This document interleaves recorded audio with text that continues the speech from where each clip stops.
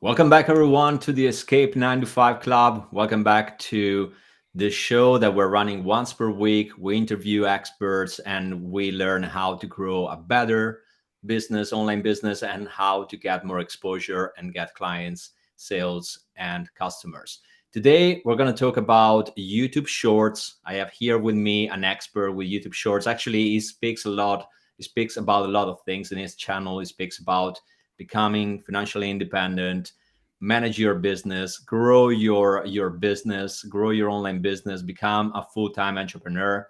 So I want to introduce to the Escape 9 to 5 Club, Vic Laranja. Vic, welcome to the show. Thank you very much for Hey, joining. thank you so much, Alessandro. Can I call you Alex or is it just Alessandro? Alessandro, you pronounce it really well. Usually people they pronounce it in the worst way possible, but you pronounce it really well. So you can go on with Alessandro. Awesome. Well, I'm Italian as well, so the So name that's the why. name speaks to me. It's solid. Yeah, man. I've been creating shorts for about a year and a half now on TikTok first, but I was also cross posting to YouTube Shorts and Instagram Reels. Now Facebook has its own Reels section. I'm reposting on Twitter as well, just trying to get maximum reach because there's just a war happening for shorts dominance right now, essentially. That's true.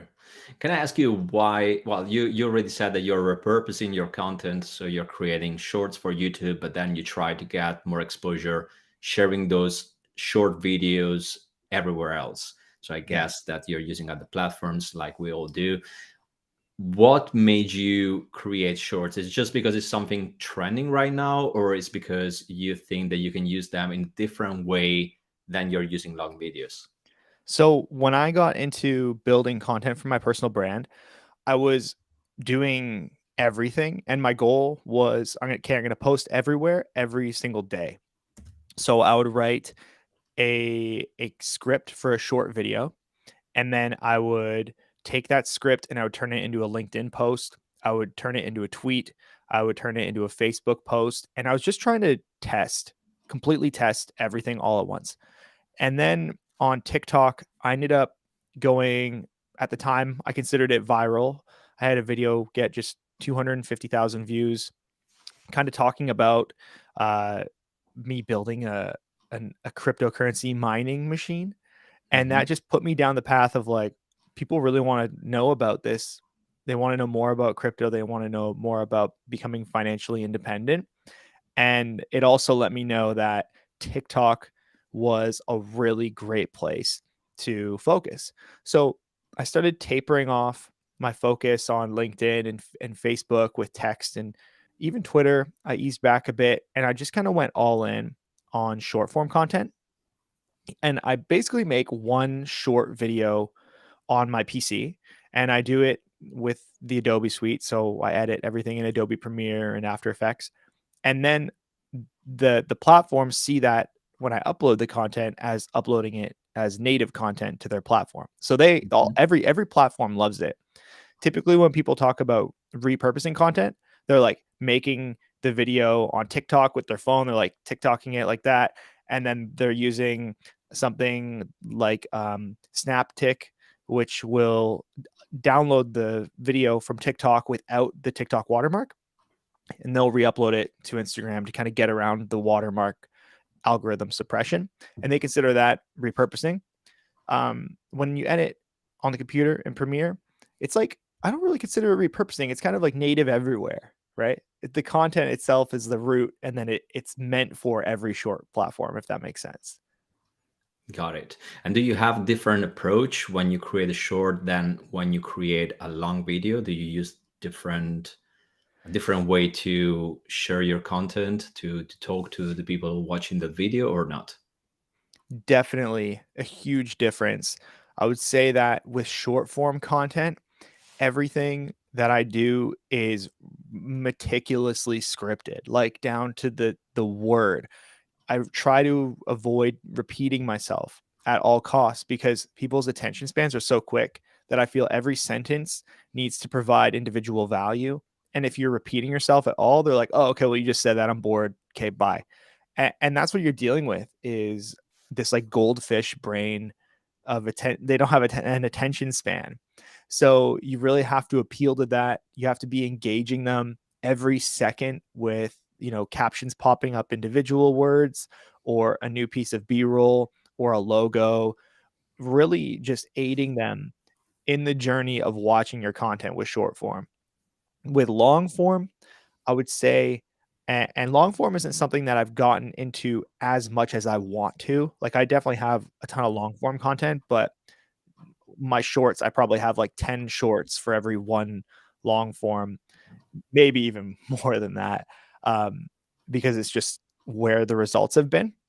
Mhm. But with long form, I feel like I kind of just bullet point what I want to talk about. And then I'm more free flow and it's more conversational and it's less scripted intensive, really just letting myself flow with the camera, because the attention span with a long form video, people it's going to be a longer attention span. They're going to be willing to sit through more because they know when they start the video, okay, this video is 10 minutes. I'm probably going to watch the whole thing. So, talk, do your thing. Obviously, you're still competing with a short attention span, but it's much less intense because on TikTok it's like boring, boring, boring. Oh, what's this? Bored, bored. It's like boom. You have to understand that, and you have to be. It's like you have to be strategic about it.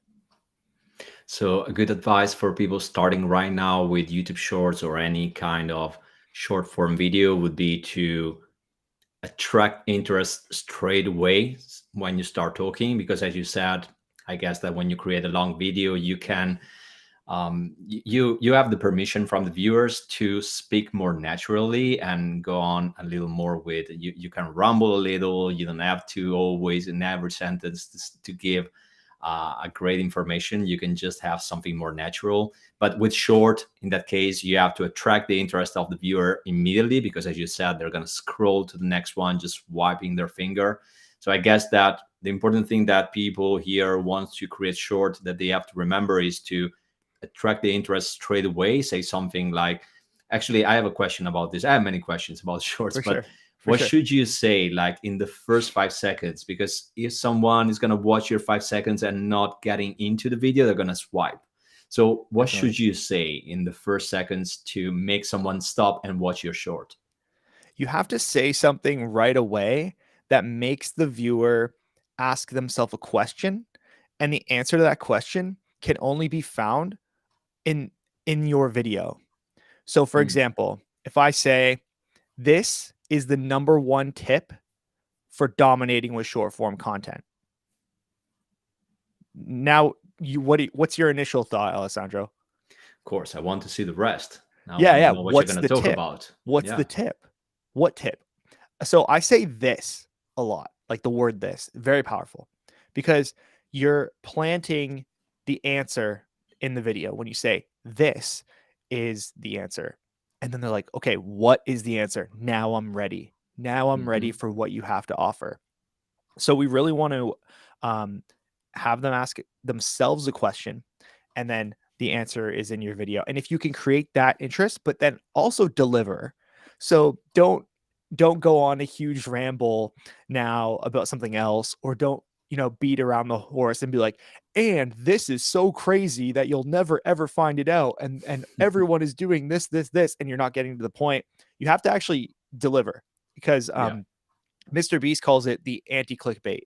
So basically, a clickbait is when you're like, this is the craziest amount of money ever. And then you're like, it's only $200.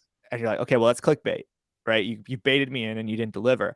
But if he says, this is the craziest amount of money ever, and then he has a pile and he's like, this is $1 trillion in cash, then that's an anti-clickbait, because you've delivered on the insane promise that you've given them. So whatever you say to shock them, you immediately have to give them what they want. And then you can go into why it's so interesting. of course. You have to deliver based on what you said in the first seconds. And Yes. one thing to remember is that the majority of people will watch your shorts. It's not that they were on your homepage or on your YouTube homepage, but they watch your short because they're scrolling on their phone. So it's not that they saw the title and then they click on your video and they know exactly what you're going to talk about. When they get in front of your short, they need to know what's the topic of the short from you. So you should be the person giving the title to that short, and your title should start at the beginning. It's different. It's a different approach with long videos, because if I want to watch long videos because I find the title appealing and I want to watch it. In this Yeah. case, I have 5 seconds to say exactly what's going to happen during, or what I'm going to deliver during the short. So you have to say it straight away, because if I start rumbling when I start my short, well, the attention span is really low and people will scroll away. So it makes a ton of sense. And I love what you said, Vic. I love the fact that you said that you need to deliver. If I give you a promise at the beginning of my short, I have to deliver. Yeah. Because number one, if you do great with your content, if you give away great content and people are happy that they watch your short, they're going to follow you. They're going to like the short. Otherwise, it's just going to scroll away and they're not going to follow you. So it's important to deliver what you promised. Is a great advice. Um, I wanted to ask you another thing, actually. So we covered the first seconds, and then the rest of the short. How long should it be? Should it be like 60 seconds? Should it be shorter? Like, what is the right time, the right duration of the short for you in your experience? Yeah, that's a great question, and you're making a great differentiation between the importance of the hook, which is you say the first 5 seconds. For me, it's like 1 to 2 seconds. You got to get them in. And one thing too, you said was really correct, is like with long form, it's all about the title and the thumbnail. But with shorts, it's all about like the hook, and for what I think is like your quality and your impression. So when I shoot a short, I'm doing it with like my lighting, my mic. I'm doing it with a lot of energy, high energy, very clear, and I'm letting them know right away. And that's kind of like the thumbnail is like the first few frames, because you visually have to draw them in as well. It can't just only be about what you're saying. You have to provide them with a good viewing experience, and I feel like that is also going to hook them in. So once the hook is out of the way, like you said, now we have to focus on retention.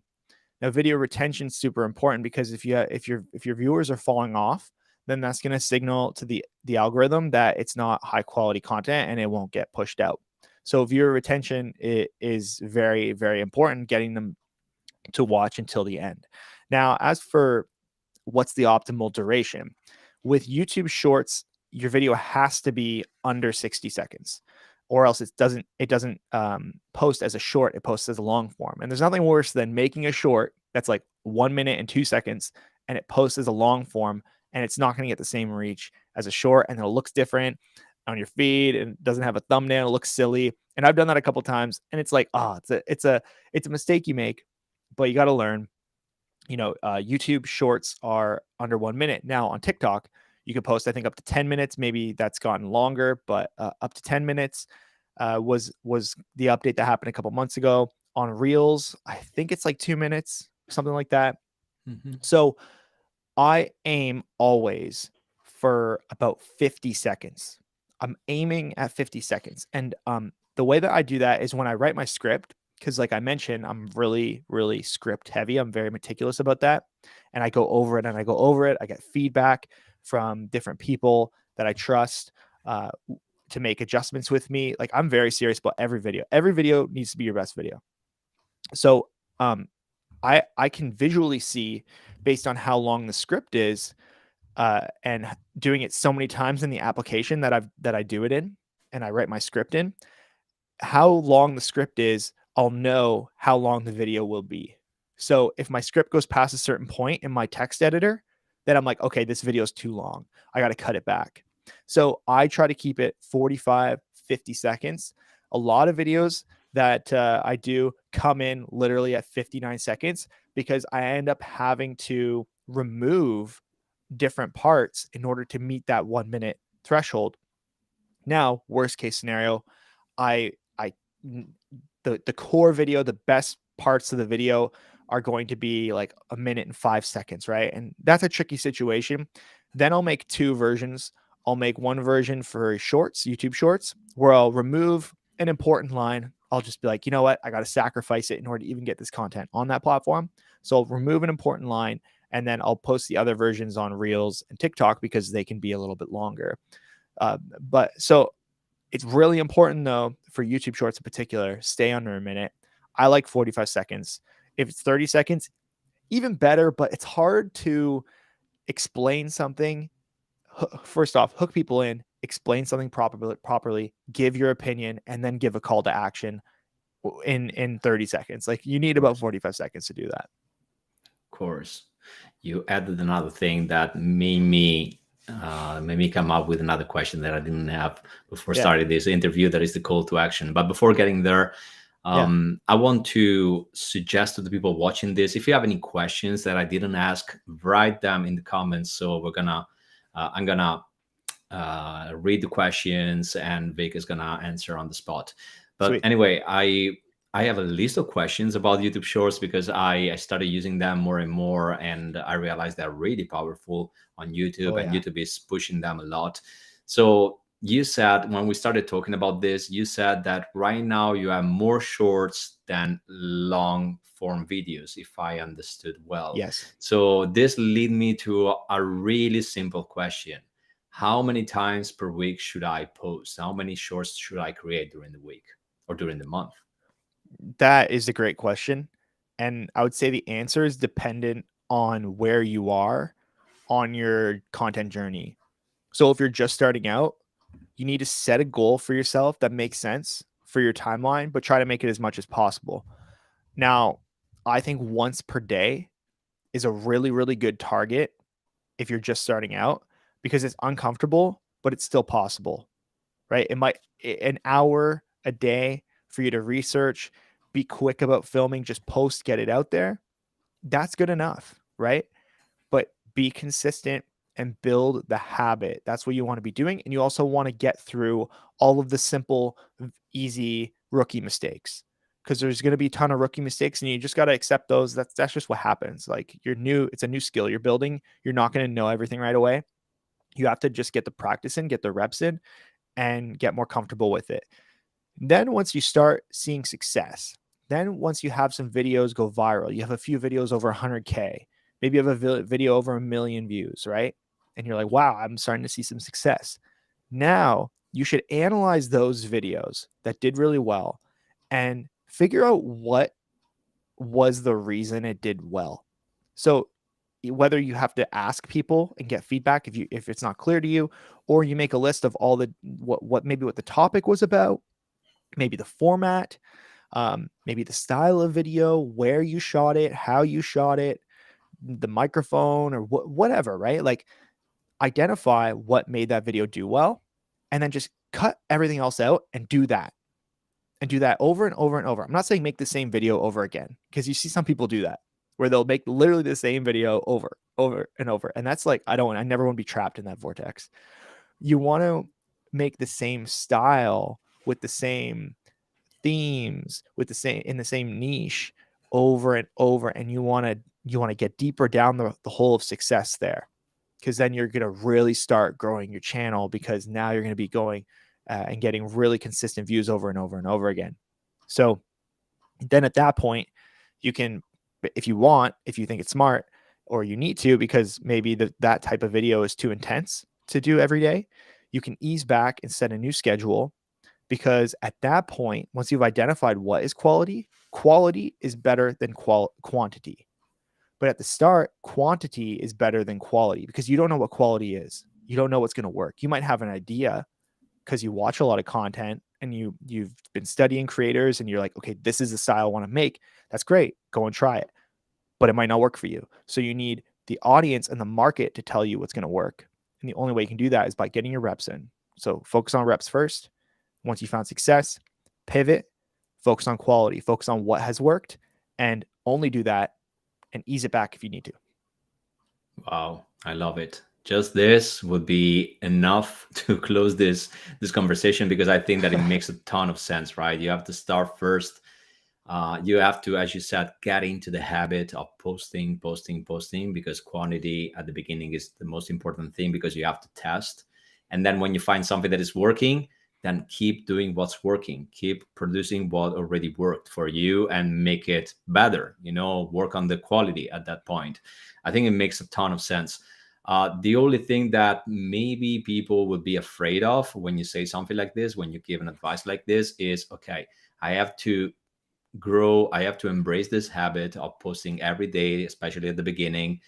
And you said that my videos should be really, there should be a lot of things going on the screen, because I have to always give inputs to the people watching. So maybe you have to put you have to put some motion on the video. Then you can use words, you can use special effects or whatever you're going to put in your videos, and sounds.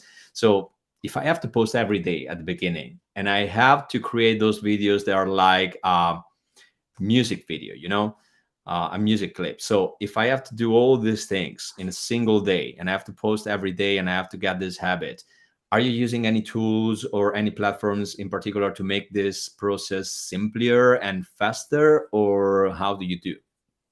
So personally, I have a long background in video editing. I've been video editing since I was in high school, which was like 15 years ago. So that's something that I came into this with. That's a skill that I already had and a lot of experience with, professional experience with. So that's an advantage I have. Now, if that is intimidating for you, I would say, two things. First off, this is a super competitive space. So if you want this to be easy, then don't try, because it's not going to be easy. Like if you're expecting this to be easy and you can just make crappy content and get away with it and you're still going to be successful, sorry, that's just we don't live in that world. So don't go down that path. So first off, that's what I have to say there. On the second hand, there are other apps. So there's apps for your phone. One of them that's really popular is called CapCut. And I think the base version of CapCut is free. I don't personally use it, but I know it's super popular. So you don't even have to necessarily use a laptop or a computer or a MacBook or whatever to edit if you use your phone. Now, if you're on PC and you want to edit and you're like, okay, but I operate better on a computer, what programs should I use? Personally, I use Adobe Premiere, Adobe After Effects, and Adobe Photoshop. That's all part of the Adobe suite. However, the Adobe suite is pretty expensive if you pay for it, which I do. So it's like $400 a year just for the Adobe suite, which is expensive, but I'm a professional in the field. Like I do video for clients. So I want to have professional tools. However, if you're like, okay, I don't want to spend anything, I want a really good video editor, and I don't want to pay anything, there is a solution called DaVinci Resolve, which the base model of DaVinci Resolve is completely free. And then the paid version, I think it's like $200 forever. If you pay for once, you get $200, you unlock the whole thing. But you can get these videos done with the free version of DaVinci Resolve if you want. So I just gave you three options to edit these videos in a more professional way than just using the TikTok editor or the Reels editor. Because what happens, and I see this happening with some people, is that they put all this time into editing on the Instagram Reels editor, the TikTok editor, and then the app crashes on their phone and it doesn't save its draft, and like all that work is gone. And it's because this phone, this device, this is not the same as like a computer, right? It's a little tiny little computer. It's not built for video editing. It's just these apps exist on it to make people's lives easier, but to create like extensive, complicated, and engaging video content, you have to accept that you're going against people that have a professional background and a serious skill set. So you need to be thinking about, okay, I need to build these skills and I need to take it seriously. Like I see these TikTokers doing this and they're successful. That's great. That's great for them. But I know for lasting success and to be looked at as a professional and seriously, you have to build a skill set of video production. That's just key. Yeah. And it's not as difficult as you may think at the end. Like I come from a different background. I wasn't, or I'm not, a video editor. I used to be a web designer and I used to create websites for clients. And right now, I can say to everyone out there, There are so many tools that allow you to create a website in a matter of an hour. You don't need to have web design skills. You don't need to have coding skills. You can get a website builder right now. You can use the free version, or you can pay for the premium version, and you can create a website even if you haven't done it ever in your entire life. It's the same thing with videos. Right now, you have so many tools and platforms out there that makes the entire process simple for everyone. You mentioned a few of them, Vic. You mentioned CapCut, that is really popular at the moment, and there is a version for laptop or desktop computer, and it works really well. I personally, I don't use it because I use another tool, but I tested it, and it's so simple that everyone can create a great video with special effects and copy on the screen and movements. Like, it's done for that purpose, to create videos that goes on social media. So it makes the entire process really, really simple. If you've never done video editing before, you can definitely come up with something that is beautiful to see, appealing, and fresh and modern, even if you don't have the skills. So it shouldn't be something you should be afraid of. Just use a tool, start with the free version. If you love it, invest some money, and then start from there. So I want to go back to what you said previously. Like, you mentioned that you need to have, a beginning in your video, and then in the middle of the video, you provide the content, and then you have a call to action at the end. So let's go with the structure of your videos. What is the best structure to use to create a great short? Like, we already talked about the beginning, the first 5 seconds or 2 seconds, when you have to attract the interest and you have to explain what's going to happen during the video, and then what happened after that. For sure. So before I do that, is it okay if I talk about briefly my course? Because in my course, I go deep into exactly this, and then I'm going to break down that framework for everyone watching. Is that cool? Yes, absolutely. So I actually have a course called Short Form Content Domination, where I go into how to find ideas, how to build a set like this with the lighting, what to buy, how to actual edit, how I edit my videos, and then the anatomy of the script, which we're going to get into briefly here, but I go super deep into it. And it's a few $100s, and you can check it out on my website. But if that's something you want to take really seriously, if this is, you want to go deep into that, my course has been used by a few pretty big creators, and it's getting just really, really good reviews, which you can read all about it there. But let's get into the anatomy of the script, how I see it. First off, like we've been talking about, you got the hook. So the hook is, you really just have to grab the viewer by the face, by the eyes, and suck them in, right? And that's done a few different ways. The first way is just really having a really, really good video idea. Like, your hook can be amazing, but if the actual video idea doesn't deliver, like we talked about, people are going to leave. So it all starts with the idea of the video. And the hook just communicates that in the most clear and effective way, while also creating curiosity and not giving too much away. So, like I mentioned, a good way to do this is by using the word this. This is the craziest thing that ever happened to me, right? And then you go on and say it. So we have the hook, and then we have the reveal. So right after the hook, I really feel like you should just reveal what the answer is. And you don't have to be so descriptive.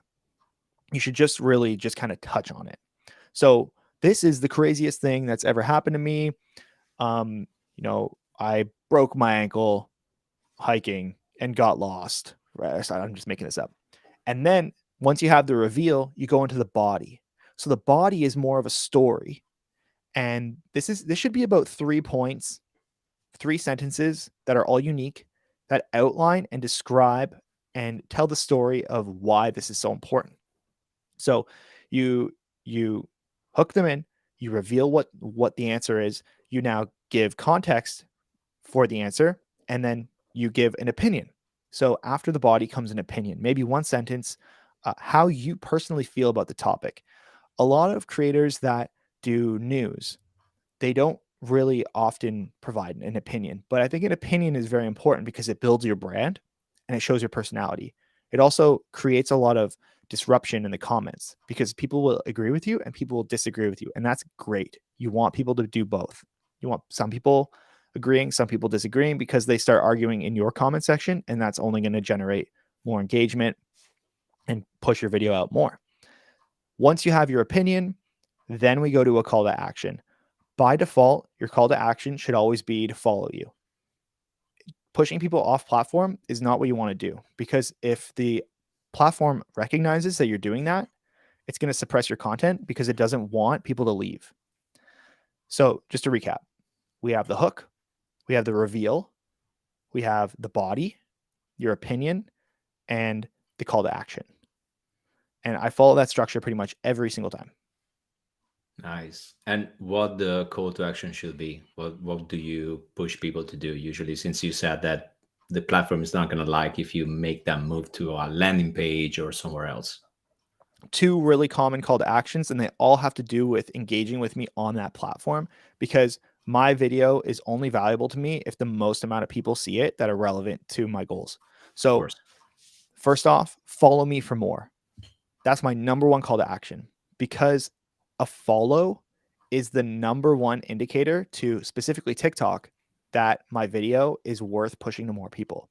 So your follow to viewer ratio is number one. Number one, most important thing. Not watch time, not watch time percentage, but follow to view ratio. Huge.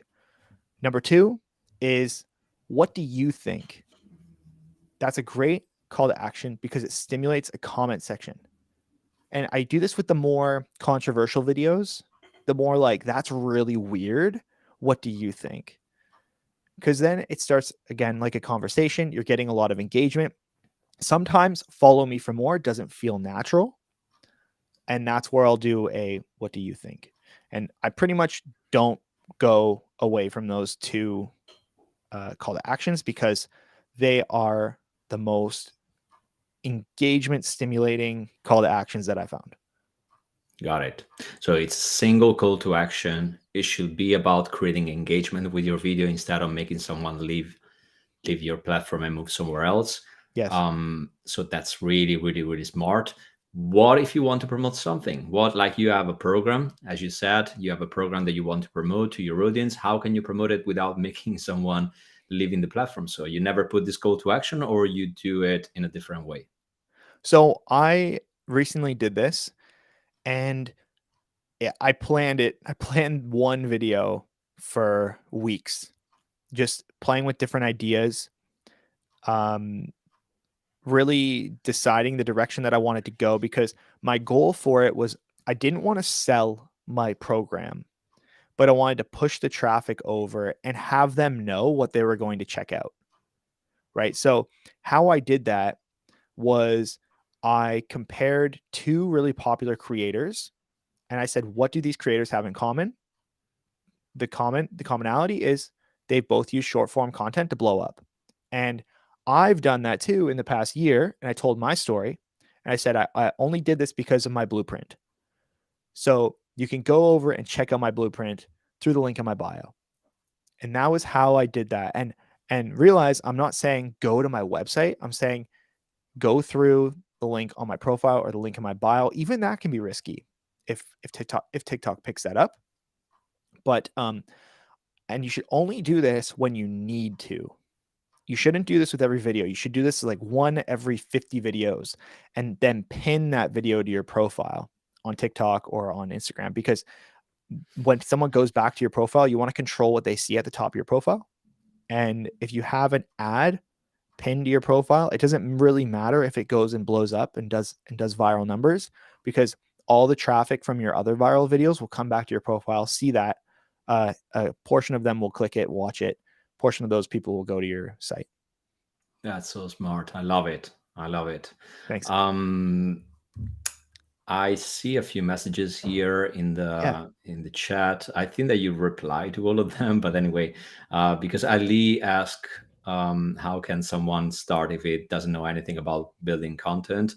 I think that something like you already answered to that, but if you want to get more into detail, Ali, just check Vic's program, because it talks about that. It talks about how to create content, how to come up with ideas. That's information that you want to have. And if you want to win this challenge and start creating short form videos, you have first of all to get some information, to get some knowledge. And the best way to learn how to do it is to learn from someone who is already succeeding with what you want to achieve. So if you want to get more views and get more exposure with short videos, check Vic's program, because this is the best way where to start. And at the end, it's a small investment, and definitely you're gonna get back the money, more than the money that you spend. You're gonna get more value than what you spent. Andrew said that this is classic copywriting, and that's true. Everything that we're saying here, it's about copywriting.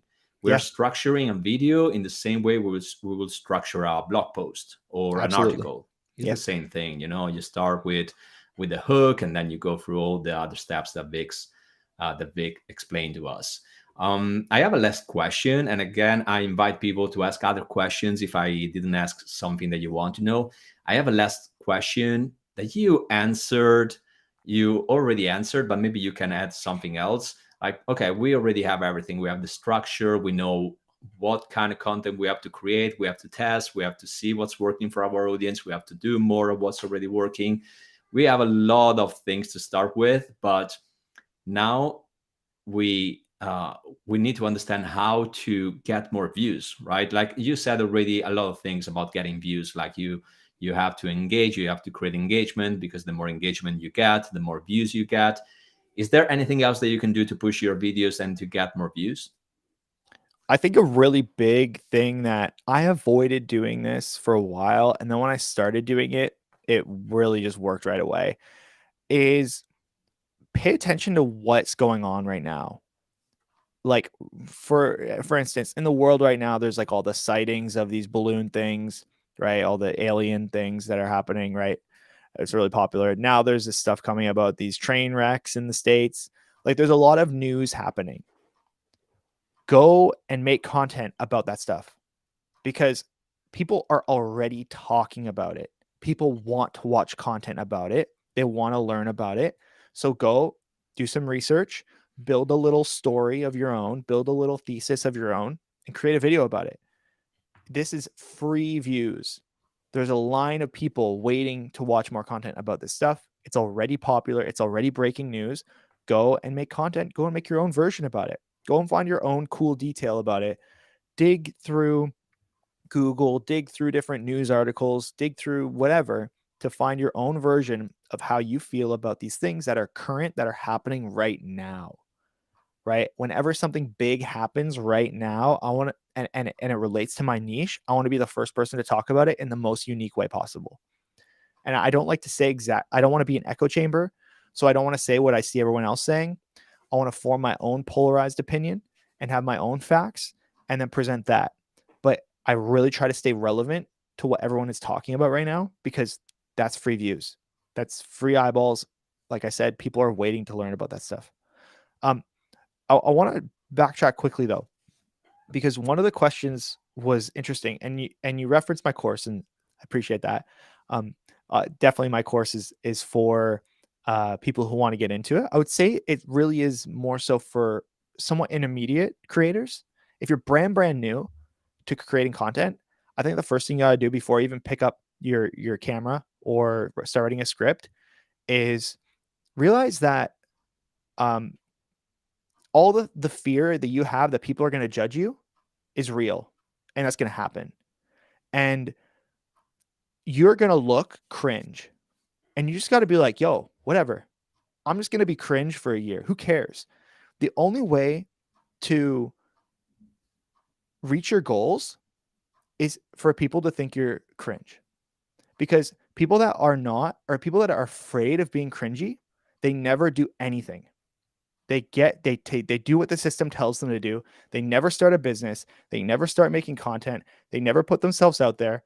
They never start making music. They never start their fitness page. They never do anything because they're scared of being cringy. You got to embrace the cringe, man. Just embrace it. I don't care if people think I'm cringe. Like, I'm doing what I get to do. I control my schedule. I get to work from home with my son upstairs, and I go visit him when I want. And the people that are calling me cringe are the ones that are trapped working 12 hours at a job they hate, miserable, and judging me. So just be cringy, man. Who cares? It's just part of it. And then eventually they'll be like, oh, I remember when that guy started making content and yeah, it was bad, but now he's figuring it out. Now he's pretty dope.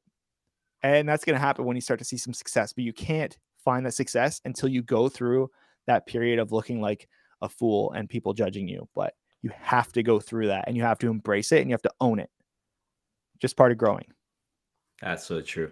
That's so true. Well, you have to develop some hard skin. I think when you Yeah. do what we're doing, you're in front of the camera, you're putting yourself out there, and you're gonna get some criticism. It's gonna happen anyway. It's gonna happen even to someone who is born to do that. Even someone who is perfect in front of the camera, who is a perfect performer, is gonna get criticism at the end. So you need to expect that. Otherwise, you wouldn't do what we do. So if you want to create videos, expect that and be ready for some, bad comments that's going to happen sooner or later.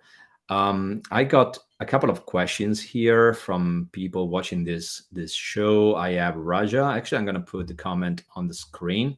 Sure. Raja asks, with the current trend on YouTube, is it profitable to start directly from YouTube short channel? I think that, Raja, what you're asking is, does it make sense to start with YouTube shorts if you have to start a YouTube channel? Maybe that's the question, or explain to us if it's a different question. But do you think that is a good idea to start with YouTube shorts, Vic? So it's really, really difficult to monetize shorts. Now you can, through the creator program, get monetization with YouTube shorts, but you have to have 10 million views every 90 days on your shorts, which is really a lot of views. Like that's a lot of views. And your YouTube shorts views and watch time does not roll over into your long form in order to get monetized. So you need 4,000 watch hours in order to get monetized. And all of the YouTube shorts watch hours does not count. So I would say that it's really good to grow your follower count, your subscriber count, but it doesn't really affect the long form side of your business or your channel as much. But I mean, this is the thing.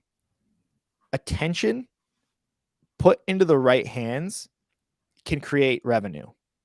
So you can make money without ever getting AdSense money from YouTube. I'm not monetized. My channel is not monetized. And my business is bigger than it's ever been because I know how to monetize the attention myself. I'm not relying on AdSense in order to monetize. I have a course, I work with clients, and I get a lot of client inquiries because my content looks good. They want to work with me, and I run my own ads. I make my own client relationships, and then I charge my own amount of money that I believe is worth on my videos for ad space. All you need to do is cultivate attention and then have an understanding of how to convert that attention into revenue.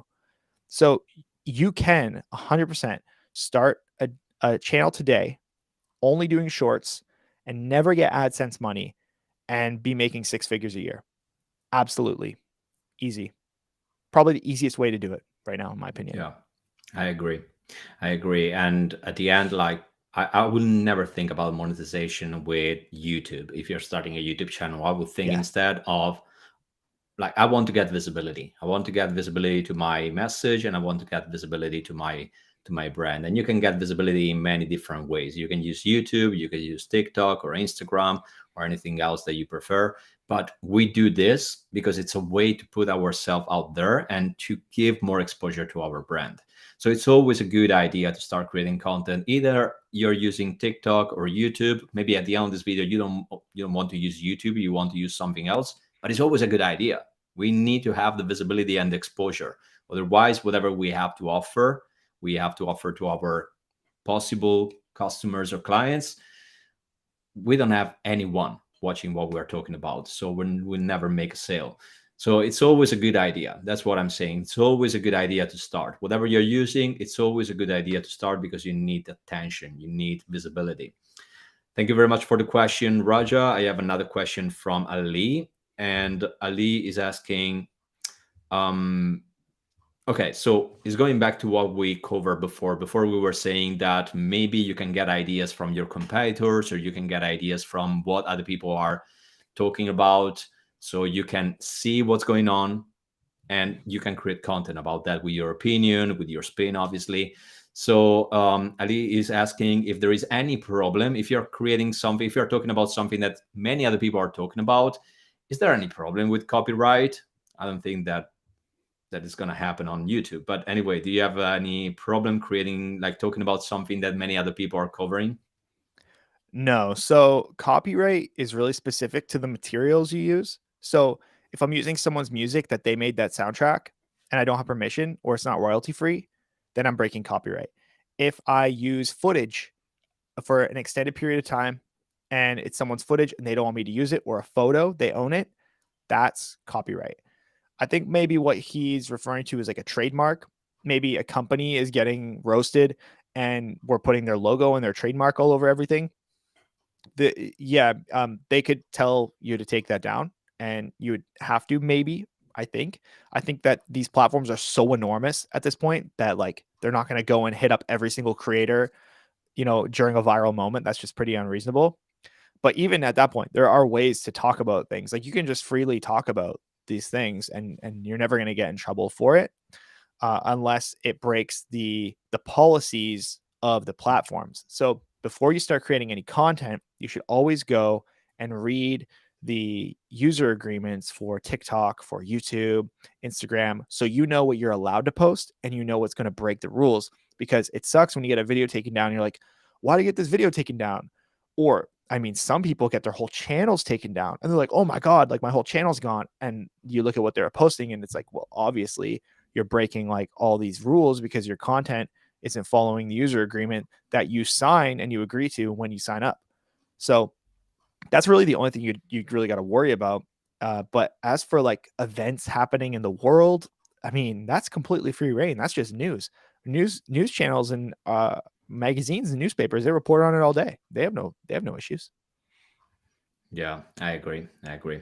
Don't worry about that, Ali. Unless you are basically taking someone's content and you are just copying it and pasting it on your channel, you're not gonna have any problem with Yeah. copyrights or trademarks. Like, try to be, try to talk about what you want to talk about, but always with your spin, always with your point of view. Don't copy what other people are doing. Don't use their clips on your channel, obviously, and you're not gonna have any problems. And also don't steal people's scripts, because some people, I've caught them That's true. stealing my scripts, like literally word for word.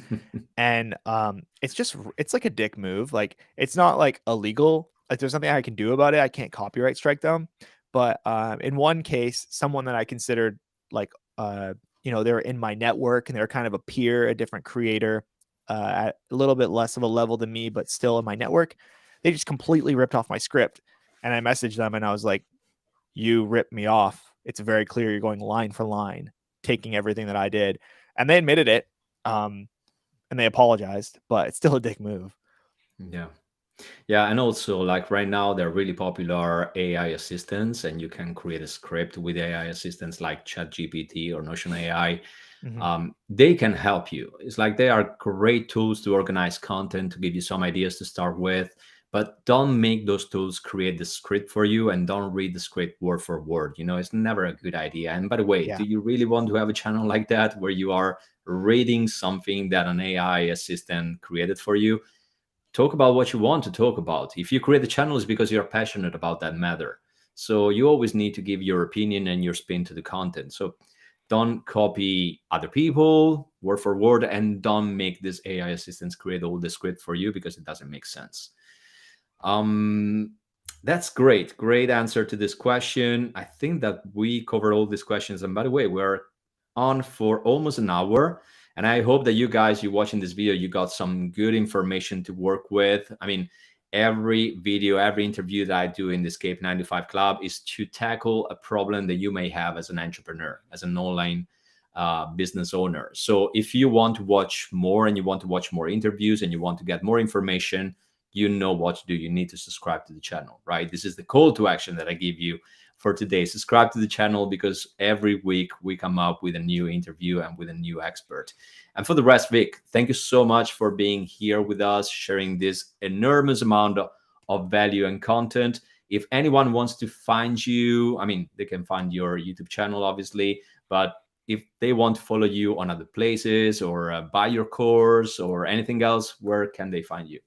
So you can just go to my website, which is just viclaranja.com. My name is on the screen right Yes, it's here. below your face. Yes, So that's it. viclaranja.com. And then from there, you can check out all of my social channels that are official channels. So I have like copycats and impersonators, like a lot of creators do. So watch out and follow my official channels. And then also you can access my course. And I have a landing page for my course, and it just goes over exactly what we get into, a ton of testimonials from different creators of a lot of different skill levels, real estate agents, big crypto projects. Like one of the big, like the 17th biggest blockchain in the world took my course and they use it on their Wow. TikTok. Yeah. So also one of my clients in the course is a real estate agent who never created content before. And their first video got over 200,000 views. They've been getting hundreds of thousands of views with, I think they only have 6 videos out right now, like just blowing up, just straight up from teaching that program. So if you are wanting to get into short form content creation, definitely check out Short Form Content Domination, which is my course.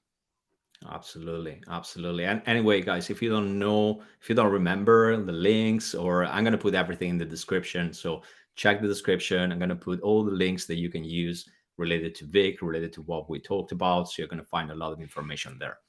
Vic, again, thanks so much for this interview. I loved it. A lot of great value regarding YouTube. And I hope to have another interview. Maybe we're going to talk about other things, because in your channel you talk about financial freedom, and there is a lot of content that we can cover with another interview about that. Thank you so much Definitely. for being here. Thank you, man. I appreciate you having me.